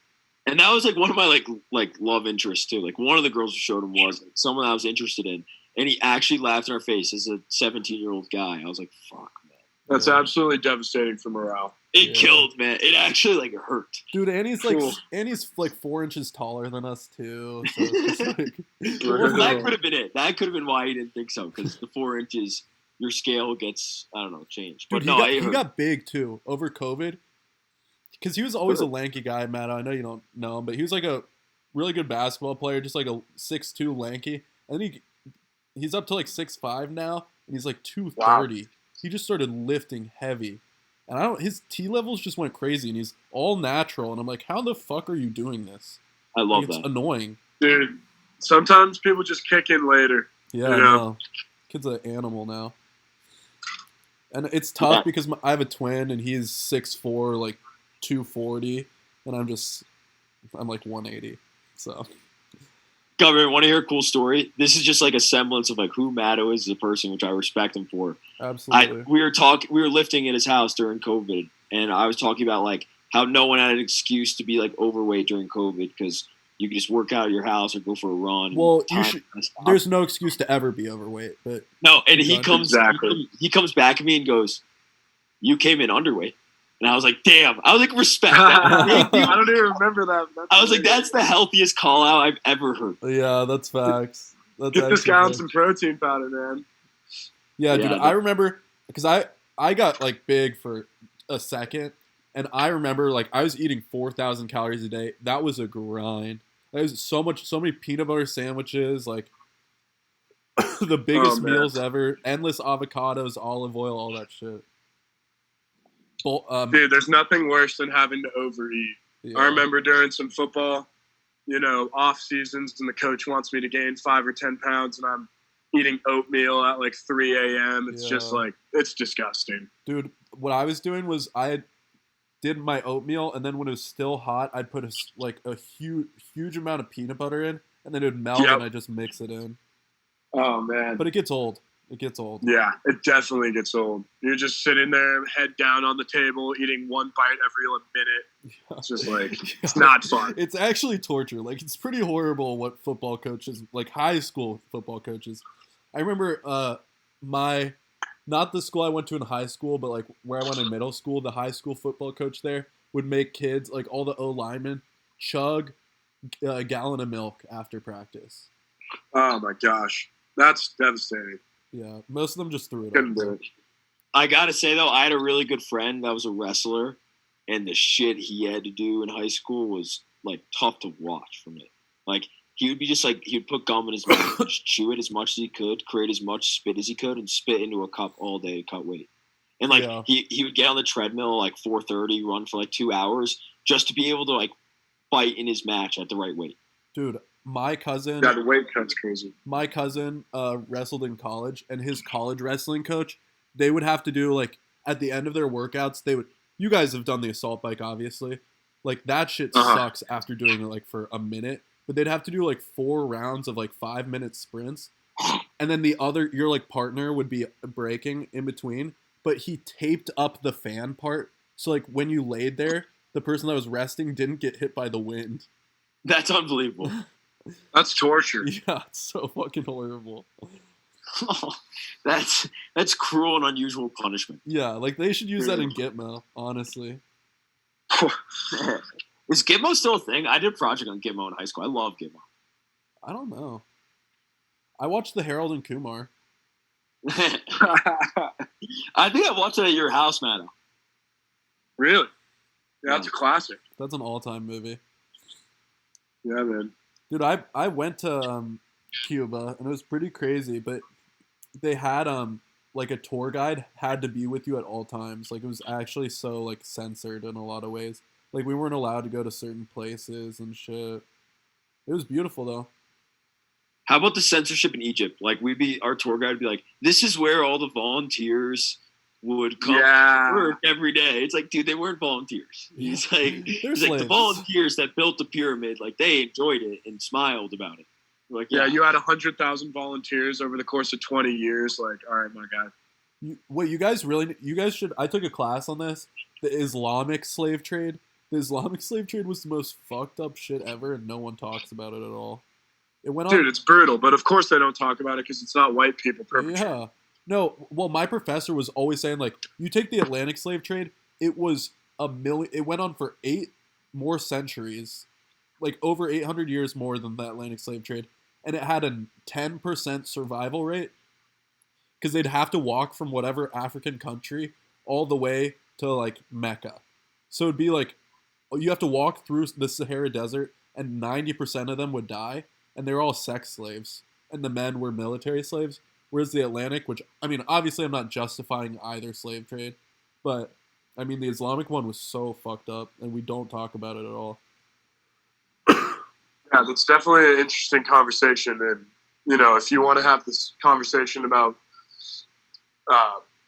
slavery in America and the repercussions of that over the last 200 years, you definitely have to put that in the conversation. Yeah, 100%. Yeah, no, the thing is about like the land acknowledgments that like our school do about like the Native Americans and conquest and stuff of that nature is if you're not living next to the Euphrates River or the Tigris River or in Africa, you're on stolen land. Like someone had to go get that land first, and someone came and took it, then another person came and took it, and they formed coalitions, whatever, formed nations, and that's where our system stands today. But if you weren't the first person there, you're on stolen land, technically.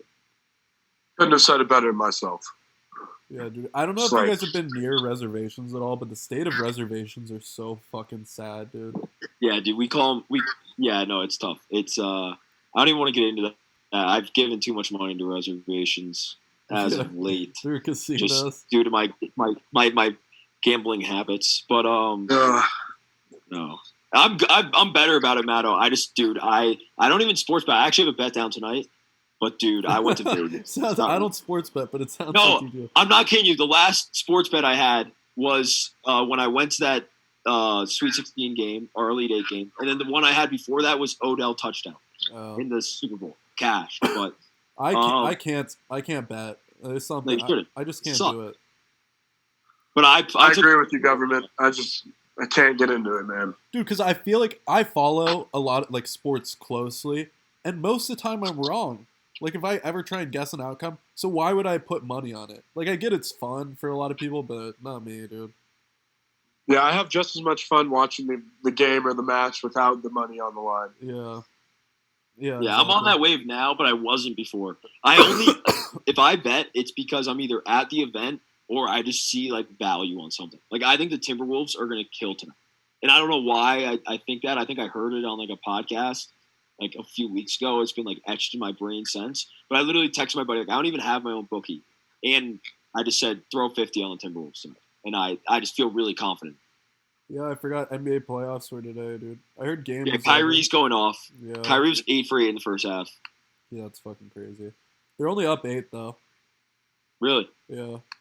Yeah, Kyrie Irving's 30 points right now. Kevin Durant only 16. Did you guys watch UFC 273? Oh, was that last fight? That fight was awesome. Yeah, with Khamzat. Yeah. Yeah, man, I did get to watch that. It was awesome. Dude, how do you guys feel about him? I mean, I definitely think he's the real deal.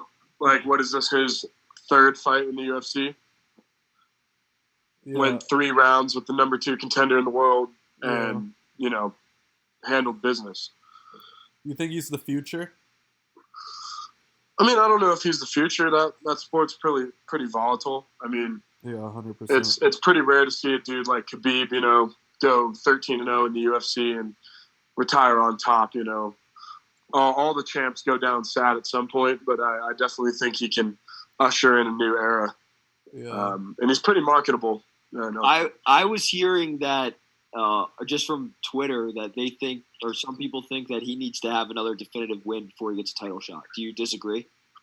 I don't disagree. No, I think he and Colby can get after it. I'd like that. That's what I was hearing. Is Colby the guy that? Is he the guy that just fought the Mexican guy? Yeah. Yeah, he just fought Jorge Masvidal. He's the big Trump guy. Yeah. No, dude. So is Masvidal, though. Oh yeah, you're right. So is Masvidal. Yeah, that was a Trump fight, dude. That was pretty funny. It was funny. Their press conference was both them arguing who's closer with Donnie T. Really? Oh, that's classic. That's what I love about the UFC. Like, Addison Rae will just go down and introduce herself to Trump at the UFC. That's sick. I love that there's a place in the world where that can happen. Yeah, it's so absurd. Agreed. It's a great organization. Because she couldn't do that at an event, any other event, because probably the people running the event wouldn't let her due to her reputation. But since it's the UFC, people that are watching it would love that. Yeah, dude, it's all about getting views. It's all about getting clicks in the UFC. How else are you supposed to market a sport to the general public that has people, shattering their tib and fib and bleeding all over the place? You got to somehow get this into the mainstream, and it's not a bad way to do it. Yeah, man, I love the UFC. How do you feel about Dana White as a person, Matto? I mean, I think he's pretty cool. Can't say anyone's perfect, but I think he's a good leader for the UFC. I think he's pretty spot on in all his press conferences. He doesn't let any, real funny business fly. He's doing well. What do you guys think? I think he's a top flight businessman. I think he's top shelf businessman in the United States right now. And I just love that he was out in front of all the COVID stuff. He said, dude, I'm gonna have a full event in Florida. People can buy tickets if they want, or they can not come if they want. Yeah, make it their choice. Exactly.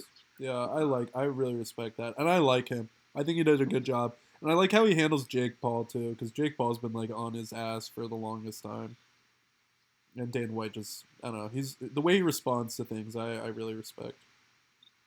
Government, how long have we been on? I'm curious. I just checked the time. It's got to be something ridiculous. Hour 30. We can't help ourselves but go an hour 30. I know. It usually kicks off like 40-minute mark too. Anyways, like that's Yeah. when things really get good. Definitely. Well, should we start to look towards wrapping this one up? Yeah, maybe we can end it on Russian war crimes. Yeah, did you guys see that hospital? I've seen some. There's actually some pages on Instagram and Twitter that are pretty graphic and highly detailed in their coverage of the war right now. Yeah, my twin goes on r/combat footage. Like, it shows a lot of like strategy stuff, but there's a lot of fucked. Like I can't go on it, dude. There's a lot of stuff that I don't need to see. Yeah, I definitely agree. Not all of it is advisable to watch. Yeah. It's sad, man. And the way that Ukrainian people have like stood up against Russia is really powerful. Like I feel like a lot of Americans, if we got invaded, a lot of Americans wouldn't had that sentiment. Whereas like a lot of Americans would like be ready to fight, but I feel like all of Ukraine was. So I think that's really like respectable for them as a nation. I think it's helpful for the American public to see something like this, though, and I don't think war is helpful in any sense except for Bitcoin prices. But well, not even anymore, dude. The backlash was pretty significant. Yeah, you know, I think that's your hope. You better pick up some arms and defend it. Yeah, and I think at least the United States people can see this, and it's not the BLM rallies that they're getting behind, or or the other side of the aisle. It's not Kyle Rittenhouse they're getting behind. Like they're getting to watch a country get behind its own land and protect its home, and so like at least perspective wise, I think the world needed to realize that it's not as safe as people assume. Dude, I said if the U.S. was going to get involved in that, I was ready to go. So, I don't know, man. I really agree with that take. I think that's a really good take, Francisco. I hadn't thought about it. Oh, Matto, I want to ask you this before we end. So, you know how the United States has a defense treaty with Taiwan, correct? I do. What do you think happens? Like, what does that look like if China goes into Taiwan in the next month? What happens? Unfortunately, I think China has us strung up by the balls. Us? Yeah. I don't think we intervene in Taiwan, unfortunately. But on the other hand, I'm not a warmonger. I'm joining the service, but that's not to say that I'm eager to thrust American, youth into war. Yeah. And, China is a dangerous ally. China, I think, is, gaining, if not surpassed us in their military capabilities. They have mobile nuclear threats that can be shot from jets. I don't know if we have that yet. If we do, it's classified, but we can confirm that China has those things. And that, this is not the Taliban or Al Qaeda. This is a real country that, can really do some damage. Yeah, no, it's a unique perspective, and I think it's one that a lot of people in the United States, I don't know if they would agree with it, but at least they should consider their own perspective on it, because it's something that could, like, the United States could be faced with in the near future. Well, I know you're more of a business savvy individual. What are those business ties that might keep us from entering in a war with China? Everything. Yeah. Literally everything. Everything.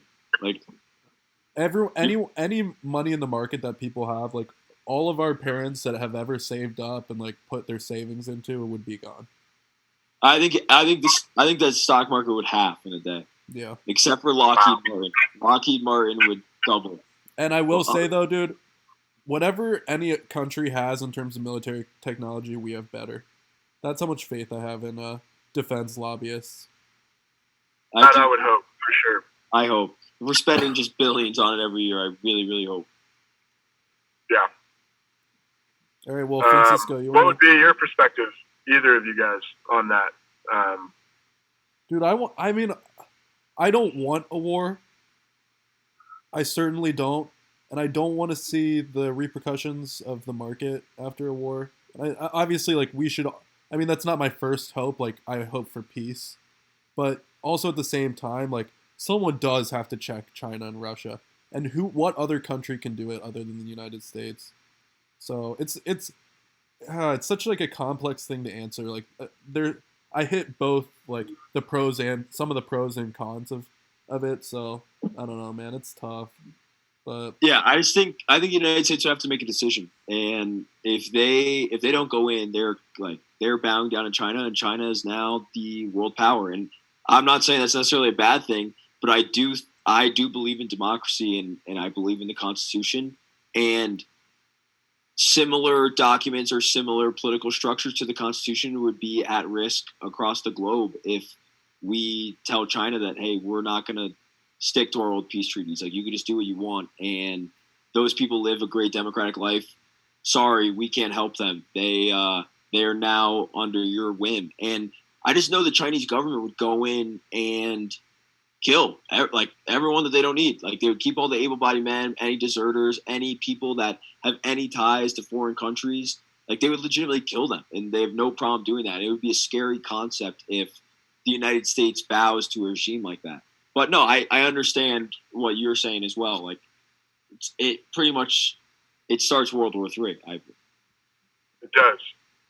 That kind of launches me into a second question. I don't want to prolong this, fellas. No, dude, we don't care. We're good.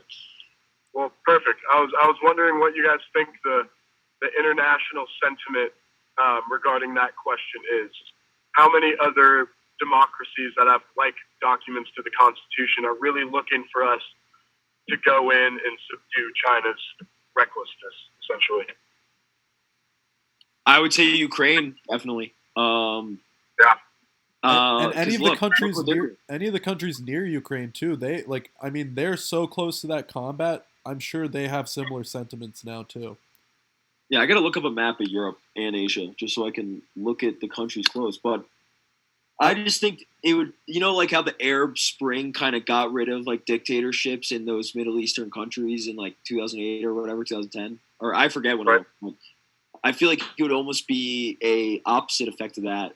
That like these power hungry regimes would then feel like emboldened to go take new places, to have new citizens to go fight for them if they need them. And like that's like just what Putin's doing now. Like, Putin isn't even taking care of everything domestically, and he still wanted to invade Ukraine. Like, these people aren't rational in the way that we think about rationality. And it's just the United States. I'm not saying the United States is rational at all either. We have our flaws, but I think we have the strongest document in the Constitution. And like, people in the military don't serve a president; they serve a document. They swear on the Constitution, and I think that's a powerful concept that would be at risk if we didn't like stand up to our former treaties. Yeah, I can 100% get behind that. I agree. Yeah, it's tough though. I mean, I think and most European nations would have our back, but other than that, dude, I don't know. I don't even know if they would have our back though. I don't like trust Europe like that. I think Europe. Yeah, I don't either. Like, Europe's kind of lame. We had their back in World War II. They owe us. They do, and they just let us just like go out swinging on trying to like push democracy across the world. And this is Matto. We've talked about this before, but after World War II, the United States went on kind of like a power hungry moral high ground across the world and tried to push democracy in places that hadn't necessarily saw themselves being democratic. Like, they've always been under these regimes, and they probably assumed it would stay that way. And our biggest kind of reservation with it was, I understand there are spiritual undertones in the Constitution, but it wasn't like God was telling America to do this. It was America telling America to do this. And I don't know if you disagree with that, but it's something that we kind of talked about a little bit on the pod. No, I definitely don't disagree with that. I don't think that the Constitution is the Bible or has, any spiritual ramifications. Now, you can find them in the Constitution, that's for sure, and that's, I don't argue with someone who can find those things in there. But I definitely think it was a little bit of that democratic manifest destiny, which, causes a lot of harm. But in those kind of situations, you can't do the right thing or the good thing, or even the moral thing without a little bit of devastation to both sides. And I think those things are very much worth fighting for. Yeah, and it's so hard to see this like the current global environment we're in now, because you almost feel like even people domestically don't believe in those things. Like with some of the stuff that's been going on in popular political movements, both right and left, they're going away from the Constitution, which was the foundation of our country, and they're going away from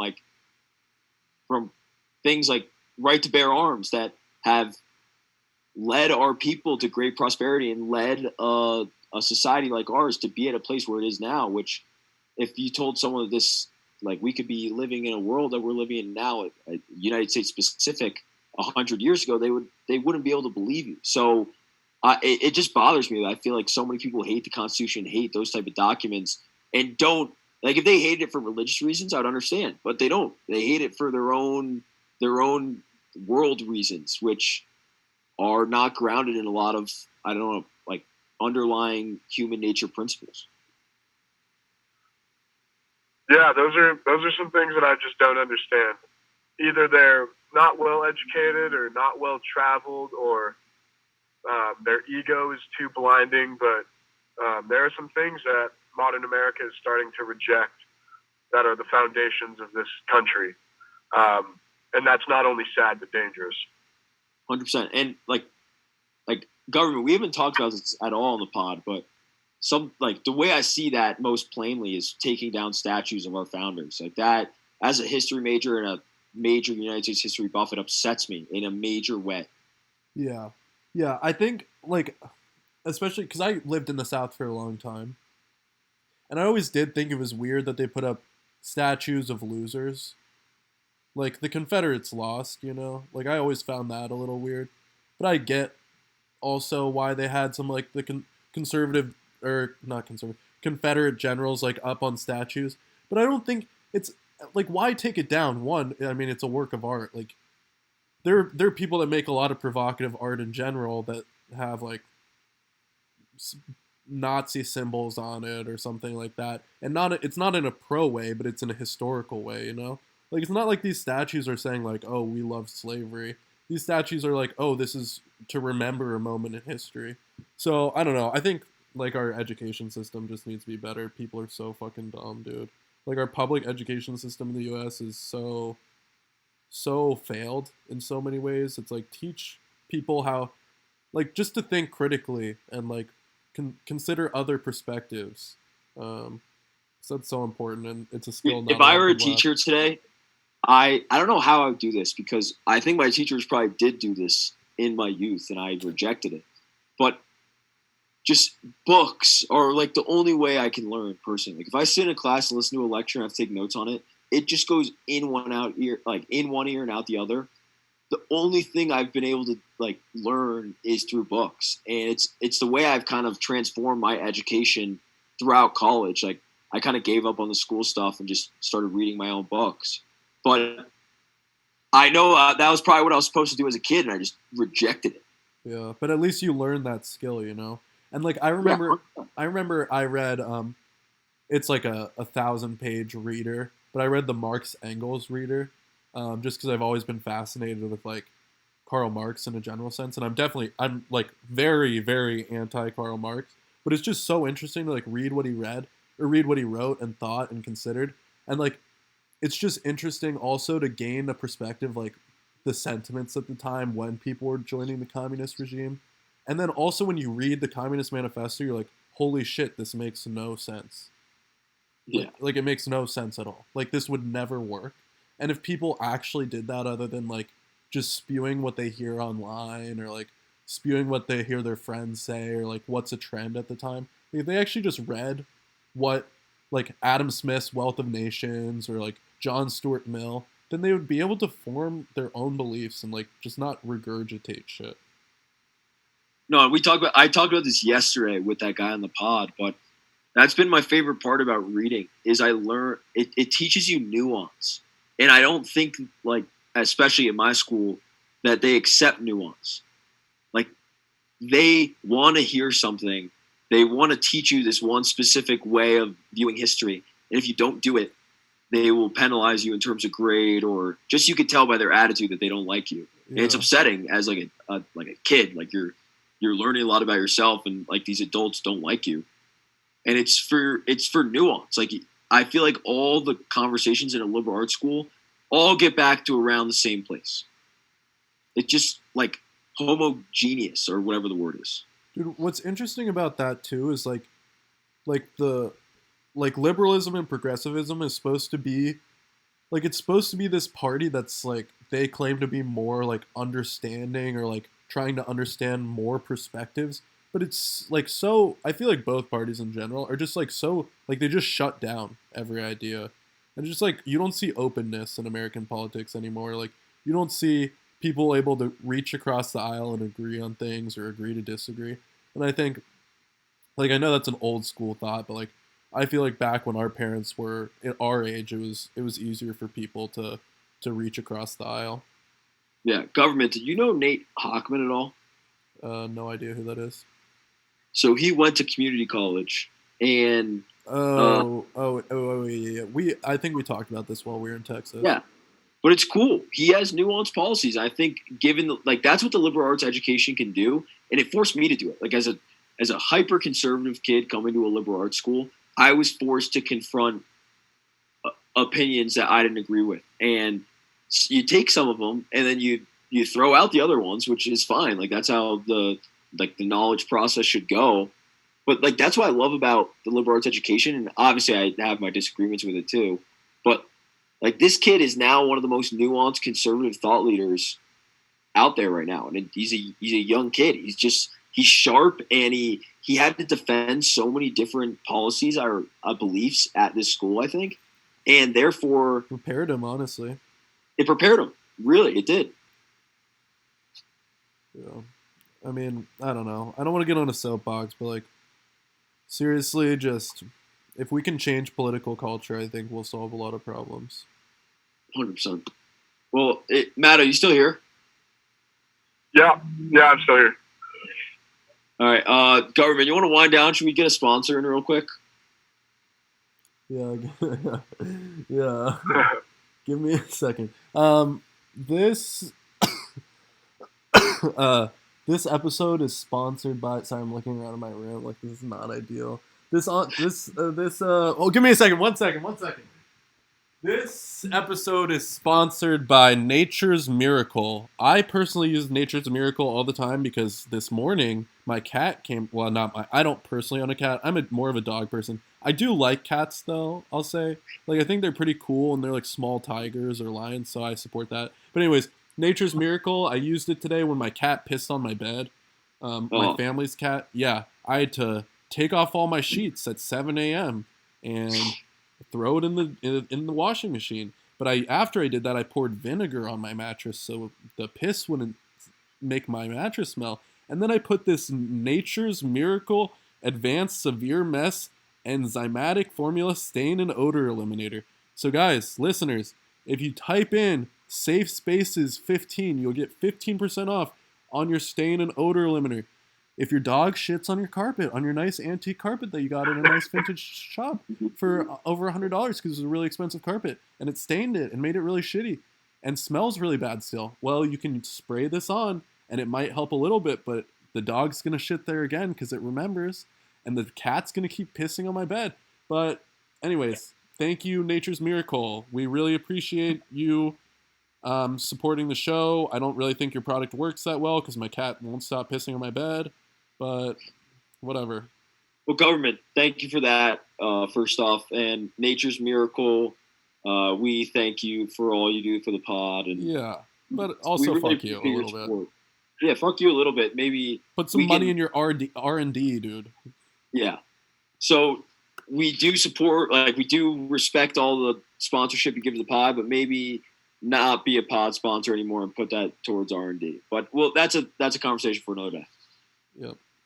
Anyway. Well, Matto, dude, thanks so much for staying on. I don't know how long we've been on. It's probably 2 hours now. But Matto, this was one of my favorite conversations yet. I think we touched on a lot of really cool stuff. Absolutely, fellas. Thank you so much for having me on. It was a total pleasure. Yeah, and You guys now are really bright, and I'm excited to get to learn from you guys for a bit today.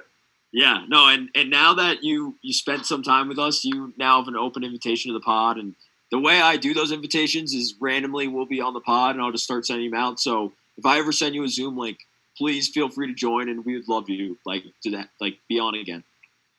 Well, much appreciated. I'm sure I will be back. Yeah. Awesome. Thank you, man. Nice meeting you. Yeah, likewise. Also, I mean, I feel like, have a good night. Yeah, I feel like we've known each other through Twitter already, but whatever. Right. Yeah, exactly. All right. Thank you, listeners. See you tomorrow, probably. Yep. Probably see you tomorrow.